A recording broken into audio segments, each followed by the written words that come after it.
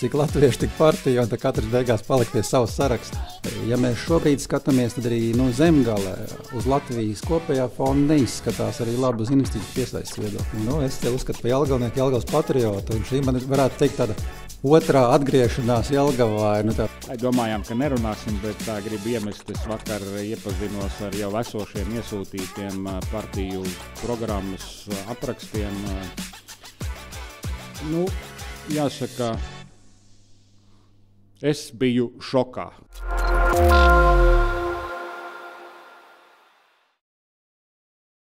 Turpinām mūsu Jelgavas līniju sarunu, politisko apskatu. Šodien mēs esam pie sevis uzaicinājuši Mārci Dzelmi, kurš pārstāv, ja es pareizi saprotu, pārstāv apvienotā saraksta politisko spēku. Vai es esmu pareizi sapratis? Nacionālā līmenī jā, Jelgavā nē. Jelgavā mēs esam Latvijas zaļā partija, kā atsevišķs politiskais spēks iesnieguši savu kandidātu sarakstu. Jūs kā atsevišķi, jā. Sapratu. Jo es te vakar skatījos, zaļā partija ir iekš apvienotā saraksta. Tur vēl bija apvienotā saraksta reģiona apvienība, kur arī ir atsevišķi savu sarakstu iesniegusi Jelgavā. Tā kā, skaidrs jūs. Jā, jo mēs bijām mēģinājuši arī pirms sarakstu iesniegšanas runājām arī ar citām politiskām partijām Jelgavā, jo mums ir tādas vairākas, kur mēs redzam dombiedrus iespējamos, kuriem varētu arī sastrādāties, bet tas rezultāts ir tāds, kad kā tajā teicienā, ja, cik latvieši, tik partija, un katrs beigās palika pie savas saraksta, un mums neizdevās izveidot tādu kopsaucēju, jo katram acīm redzot bija savs kaut kāds atbalstītāju loks, kas jau ir zināmi, un iespējams nedaudz novēlot sākām šo te sadarbības kampaņu, tā teikt. Jā, un Jelgavā līdz ar to mēs esam atsevišķi kā Latvijas zaļā partija. Okay. Es skatos, mēģināju pa tevi atrast informāciju un sapratu, ka tu esi liels tautsaimniecības un finanšu jomas eksperts. Vismaz cik es praksē vairāk tādu makroekonomikas skatījumu. Tā pieredze. Tas man ļoti patīk. Es pats ar pēc izglītības ekonomists un mikroekonomika pirmajos kursos, kad es sāku mācīties, man likās, ko viņš tur man māca. Mums izcils pedagogs bija Gods Jelgavas universitāte ekonomistos. Un viņš tur sāka no angliski GPT, un es domāju, angļu alfabētu mēs atkārtojam. Bet tā, soli pa solim man reāli iepatikās. Tur tā makro līmeņa ekonomika, mikro un kā tas viss tur sasaistās. Tas ir vienkārši interesanti. Jā, bet jāsaka to laikam, ka es tomēr esmu dzimis audzis Jelgavnieks. Visu savu apzināto bērnību un arī jaunību pavadījis Jelgavā.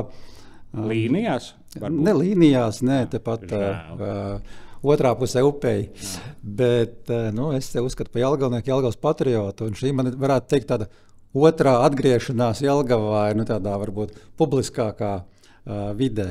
Pirmā bija pēc studijām ASV 2000. Gada sākumā, kad es uzsāku darba attiecības pie Jelgavas ledus halles, bija viesnīca un bowling centra būvniecība. Tā bija pirmais mēģinājums pēc studijām un darba ASV. Un tagad varētu teikt ir otrā, jo es esmu viens no tiem pārējiem 12,000 apmēram Jelgavnieku, kas guļ Jelgavā, strādā Rīgā. Ja? Tas kas ir vēl viena lieta, ja mēs runājam par ekonomikas attīstības viedokļu arī par Jelgavu runājot, būtu nedaudz jāmaina. Ja? Mums būtu vajadzētu vairāk tos cilvēkus, mums strādā šeit un ir iesaistīti tajā dzīvē, ne tikai varbūt tādos jautājumos, kas ir šeit dzīves vieta, bet kas ir tieši iesaistīti arī tādā sociālajā un ekonomiskajā dzīvē aktīvāk. Tā lēnām piepeldām pie šīs tēmas. Kāds ir tas jūsu redzējums? Kā to var, lai mazinātu Jelgavas kā Rīgas guļamrajona to pilsētu? Ja? Kurā virzienā, kādā mēs te vispār varētu attīstīties? Kāds tas jūsu programmas skatījums ir? Protams, Latvija ir maza valsts un tās problēmas arī lokāli bieži vien līdzīgas kā nacionāla līmenī, Bet šeit mums ir vairāk jāskatās uz to Zemgales un Jelgavas kā Zemgales lielākās pilsētas konkurētspēju arī ar kaimiņu reģioniem. Un tas redzējums ir tāds, ja mēs pavērtējam arī no jau tevis pieminētā sākumā latviskotā anglicisma IKP, tad ja mēs paskatāmies to salīdzinājumu, kāds IKP ir Jelgavai, jāsalīdzinām citām lielajām pilsētām, tad mēs esam zem vidējā valstī. Tas pats ir arī attiecībā uz vidējo darba samaksu. Un kamēr mēs būsim zem vidējā, tad tā reālā dzīves situācija ir tāda, ka tie cilvēki tomēr brauc prom. Viņi meklē labāku vietu, viņi meklē, kur viņi labāku algu var saņemt. Iepriekš mums bija problēmas ar to, ka cilvēki devās uz ārvalstīm strādāt. Tad šobrīd jau mēs dzirdam, ka vairāk ar vienu atgriežas, bet atgriežas uz vietām, kur tā ekonomika ir varbūt dinamiskāka, aktīvāka un kur tas IKP ir lielāks. Ja? Tad, protams, ar atrāvienu Rīga ir objektīvi, ja tur ir reiz 2, tas IKP ir uz vienu iedzīvotāju Rīgā virs 30,000. Ja?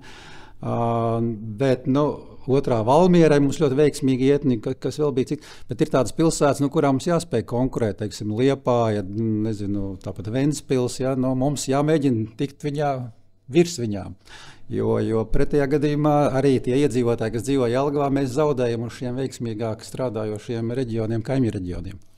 Kas ir tie ceļi, ko mēs varētu attīstīt vairāk, lai tur to IKP celt augšu, ražošanu?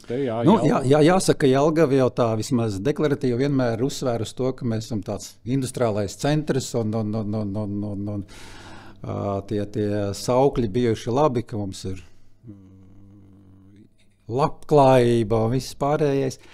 Praksē, ja mēs paskatāmies to nozaru struktūru, tad joprojām mums dominē šīs tradicionālās nozares, kas ir lauksaimniecība, metāla apstrāde, koku rūpniecība, pārtiks rūpniecība, kas ir ļoti labi un forši, bet arī šīs nozares ar mainīgām sekmēm strādā. Un citai varbūt iet nedaudz labāk, bet tāpat metāla apstrāde vai tekstils, kas kādreiz bija, viņi ir ļoti darbietilpīga nozare un diemžēl mums arī tās darba roku trūkst un tā darba samaksa ir salīdzinoši zema. Respektīvi, mums jāskatās uz nozarēm, kurās ir iespēja cilvēkiem maksāt vairāk. Protams, mums ir rakstīti daudz plānošanas dokumentu arī valstiskā līmenī, ka mēs pārēsim uz viedās specializācijas stratēģiju, un tur mums būs bioekonomika un materiāli dažādi, inovatīvi, viss pārējais. Tas uz papīra ir forši, to ir jāmēģina ieviest arī praksē. Un tas virziens ir pareizs, bet mums ar to praktisko ieviešanu nav līdz šim diezko labi veicies. Iespējams, tāpēc, ka lēmumu pieņēmēji nav bijuši gatavi spērt tādus izlēmīgus vai reizēm varbūt riskantākus lēmumus. Mums jāpieņem ir varbūt tādi apņēmīgāki un izlēmīgāki lēmumi bieži vien arī. Un, ja mēs skatāmies uz investīciju piesaisti, viens arī, kas mums programmā ir, mums ir uzsvars uz to, ka mums ir jāatbalsta ārvalstu investīcijas Latvijā. Protams, tām jānāk no mums draudzīgām valstīm, nevis no trešajām valstīm. Un tas ir viens no tiem ceļiem, kā mēs arī varam šo te labklājību arī Jelgavā celt un šīs algas palielināt. Ja mēs šobrīd skatāmies, tad arī Zemgalē uz Latvijas kopējā fonda neizskatās arī labi uz investīciju piesaistes viedokļu, un Jelgava tai skaitā. Un te ir tas stāsts, cik lielā mērā, kur arī spēlē būtisku lomu pašvaldība, cik viņi veiksmīgi strādā kopā ar tādām institūcijām, kā Latvijas Investīciju attīstības aģentūra, kam tiešais uzdevums piesaistīt investīcijas un atnest tās uz mūsu reģionu.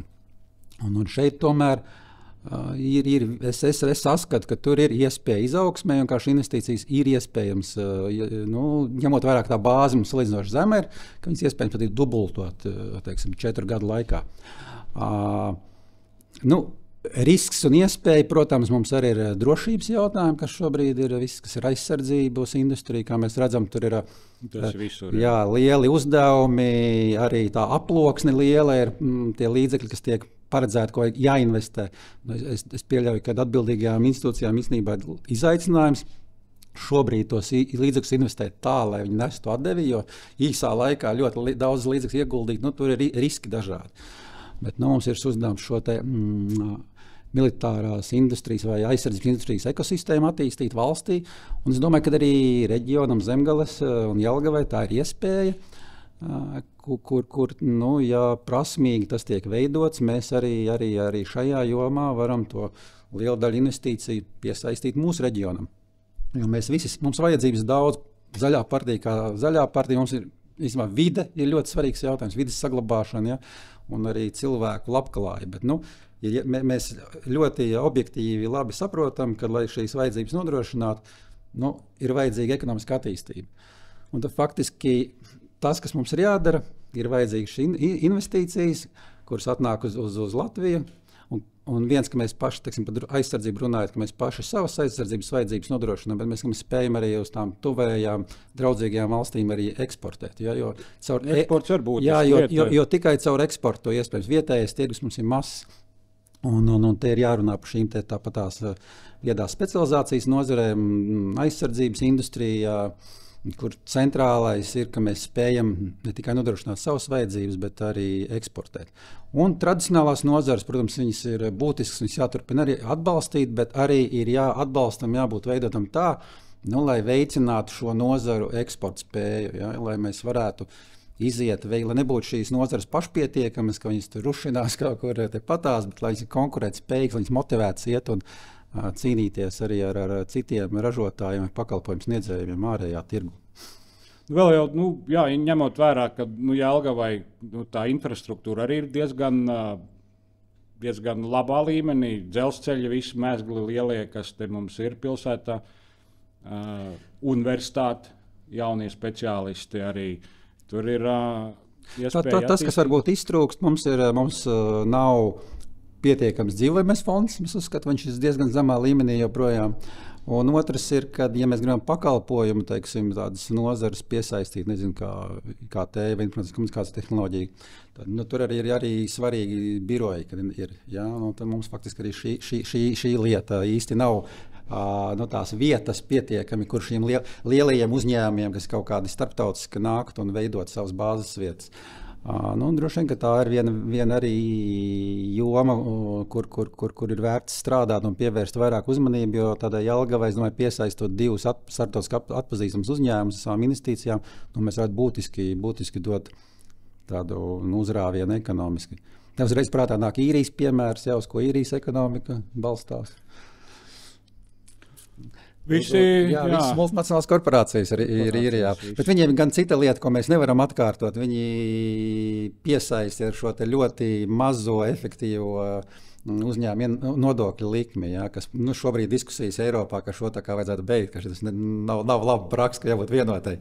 Bet ir tās lietiņas, kuras jāmeklē un jāskatās, ar ko padarīt mūs, teiksim, konkurētspējīgus. Un šis ir pārmaiņu laiks un varbūt drūms un daudzreiz biedējoši tas, kas notiek ārpusē, bet jāspēj saskatīt arī visā iespējas. Jādzīvo tālāk. Jo pārmaiņas, es esmu no cilvēkiem, kas uzskata, ka jebkuras pārmaiņas tā ir iespēja. Un tas, kad mēs runāsim tikai par riskiem, tad mēs nekur uz priekšu netiksim. Mums jāspēj saskatīt tās iespējas un tās iespējas arī noķert. Labi, tagad tāds jautājumiņš. Mēs esam Jelgavas līnijas, tāda apkaimes biedrība, kurā apvieno sevi biedrus, kuri dzīvo konkrētā apkaimē Jelgavā. Kāds ir jūsu Zaļās partijas kaut kāds viedoklis, skats uz šādām apkaimes biedrībām, kā viņas var sadarboties, integrēt pilsētas attīstībā? Pirmkārt,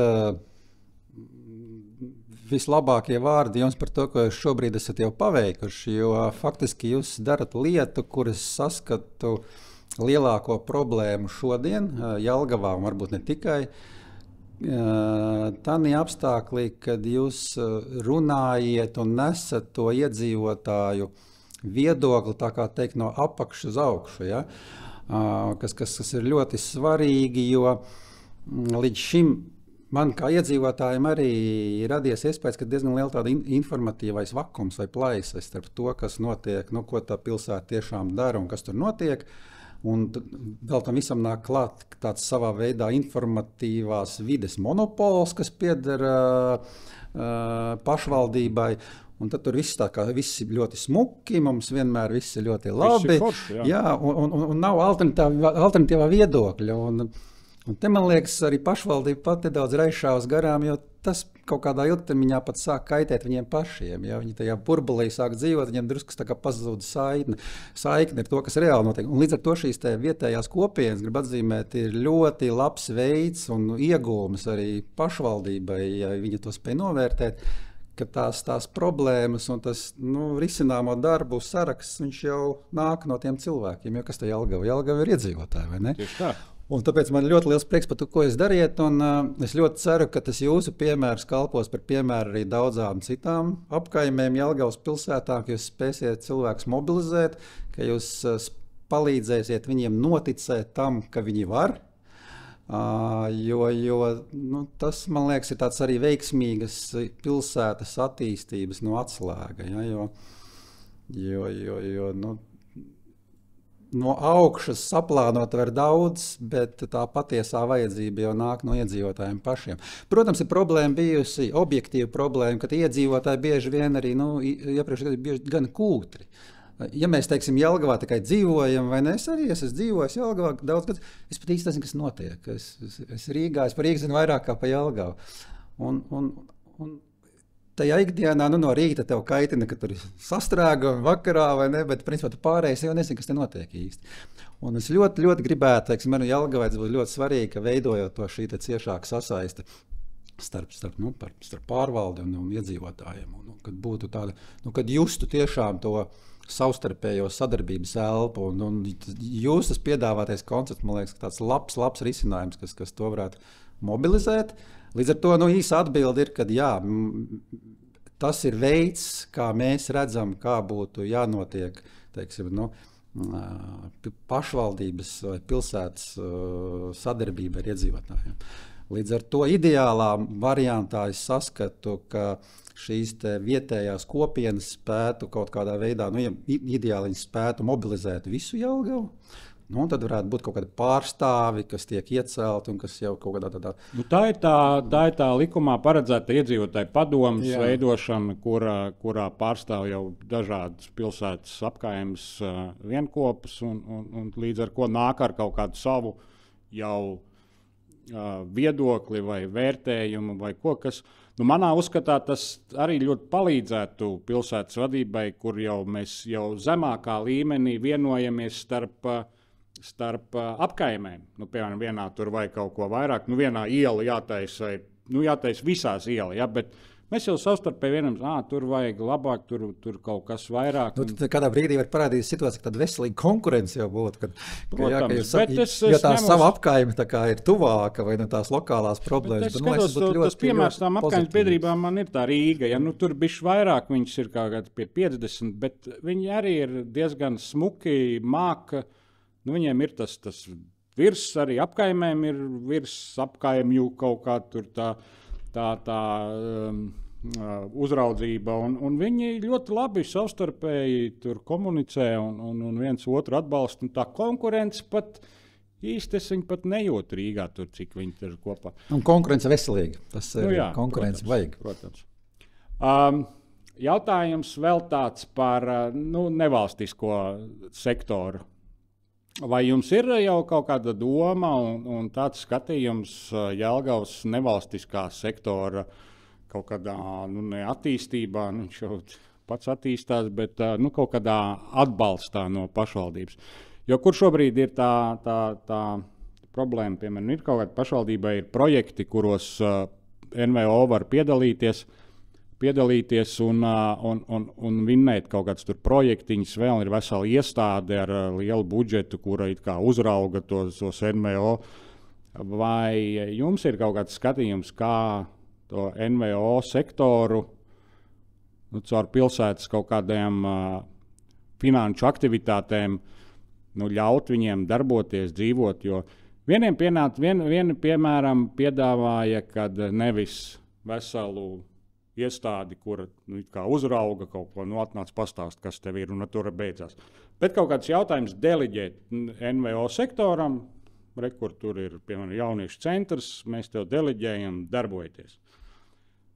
Varbūt tādā formātā tā sadarbība var būt, vai arī maziņš, tur mums ir 100,000 projektiņu konkurss, tad viss piedalās. Es, piemēram, domāju, ja biedrība vinnē tādā konkursā tur 300 eiro. Ja? Nu, kas tas tāds? Nu?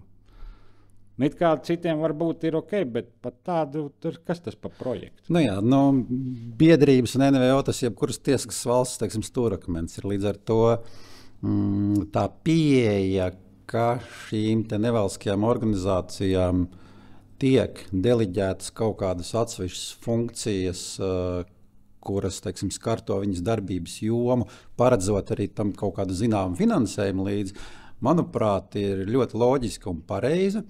Bet tur noteikti jāskatās konkrētāk uz katru gadījumu, jo ir arī bijuši teiksim,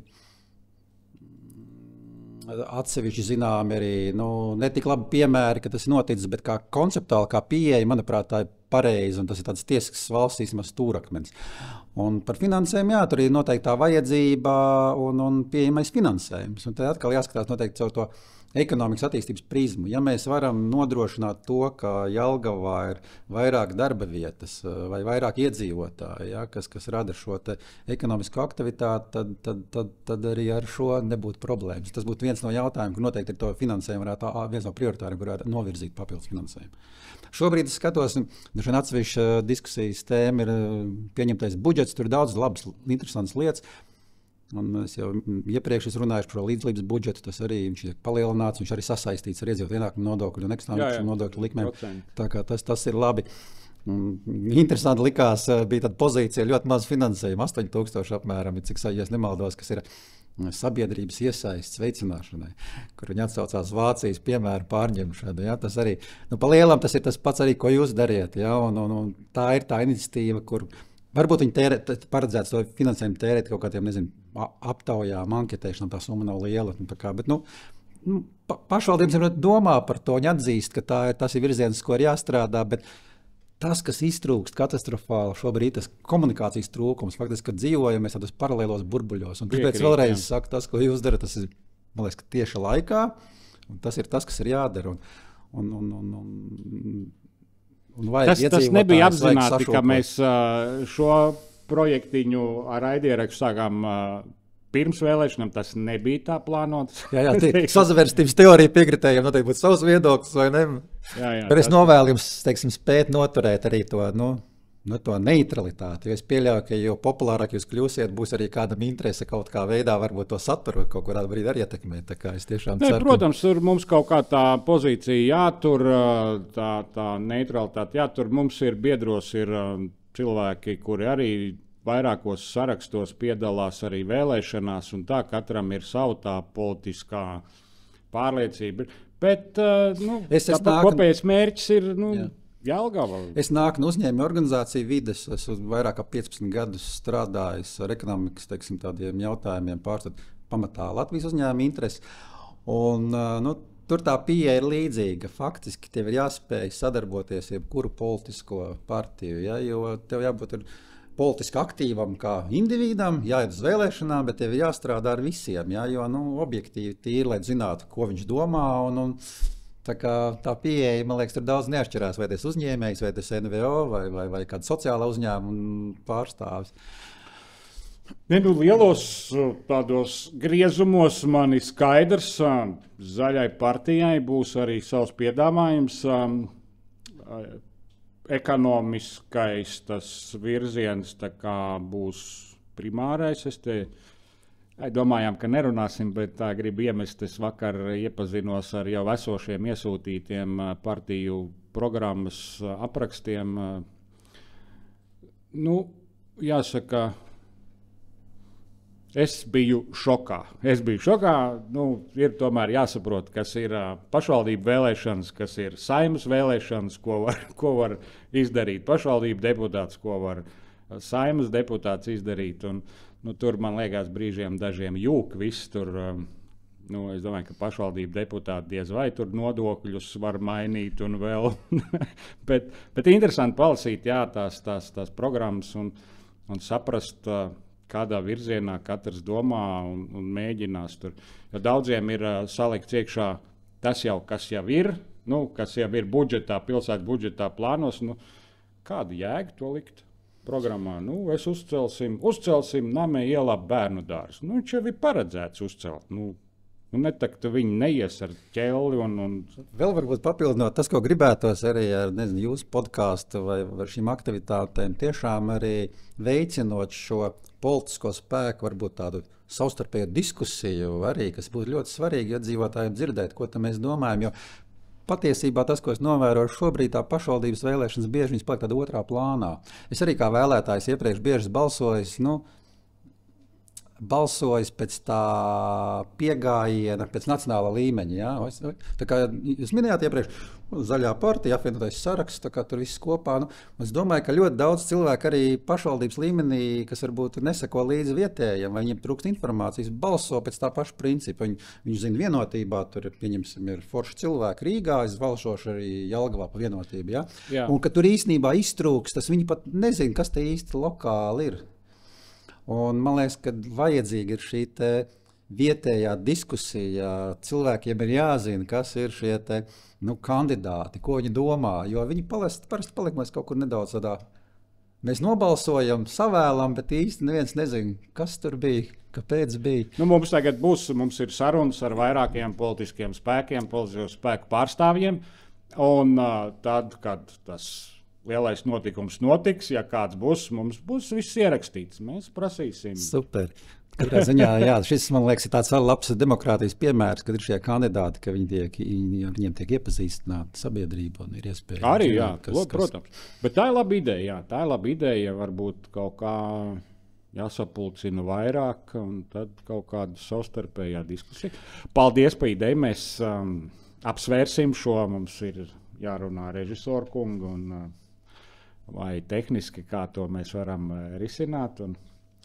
Varbūt tev ir kādi jautājumi mums, un tā, lai mēs tā skaisti nobeigtu šo sarunu, kurā iepazīstinām ar to, ka Zaļā partija arī atsevišķi startē. Man vienmēr, bet es atvainojos, kāda jēga tam apvienotam sarakstam? Tādā gadījumā, ja tur ir daudz un katrā vietā viņi startē atsevišķi. Kāpēc? Mums tak vajag kopā nākt, vairāk, jo tās divi latvieši, 3 partijas. Kāpēc jums tā? Jums tur kaut kā nepieskata, ka tagad jūs būsiet kopā tur augšā. Tur. Jā, ir dota diezgan liela brīvība, kā šos sarakstus veidot. Pašvaldības vēlēšanām nav nekādi, tādi noteikti stingri priekšrakti. Ir kaut kādas vērtības, kas jāievēro, ko bet ir tā no mārketinga viedokļa arī. Tas ir diskutējums jautājums. Ja te būtu apvienotais saraksts, skaidrs arī zina, kas ir tur apvienotais saraksts. Tur jau ir kaut kāds līmenis sasniegts, kaut kāda atpazīstamība, ir arī kaut kādi darbi. Te zaļa, pie kam vēl ņemot Jelgavā Zaļo zemnieku un Zaļā partija, kuri ir sadalījušies, kurā tur 22. gadā. Vēl daudzi, man liekas, nemaz nezin, ka tas ir 2 dažādi. Jā, man liekas, ka Zaļo zemnieku saraksts joprojām ir tas zaļo, vai ne? Viņi nav zemnieku savienība, viņi zaļo un zemnieku savienība.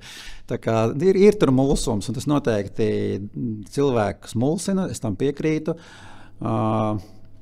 Es pats esmu balsojis bieži vien pašvaldības vēlēšanās, kā es iepriekš minēju, vadoties pēc šī nacionālā līmeņa.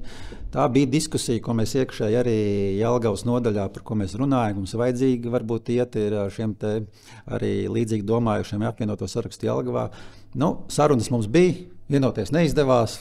Ir kā ir, vai ne? Skaidrs. Labi, ka tagad kaut kāda skaidrība ieviešās. Bet jā, cilvēkiem aicinātu iedziļināties tomēr arī tajā vietējā sarakstā, nepaļauties uz tām zināšanām, kas ir saistītas uz nacionālu līmeni. Jā, mēs zinām tos cilvēkus, apskatīties, kas ir šajos sarakstos, mēģināt atrast kādu pazīstamu varbūt, un uzzināt ko vairāk par šiem konkrētiem cilvēkiem. Tā arī tā saikne un atbildība arī veidojās. Ja, jo, ja mēs ievēlam cilvēkus īsti nezinot, kas tur ir, nav jau atbildīgi ko prasīt. Arī, jā. Paldies par sarunu. Jā, paldies liels un vēlu veiksmi. Vienmēr ir skaisti parunāt, izprast un to arī nodemonstrēt citiem. Paldies!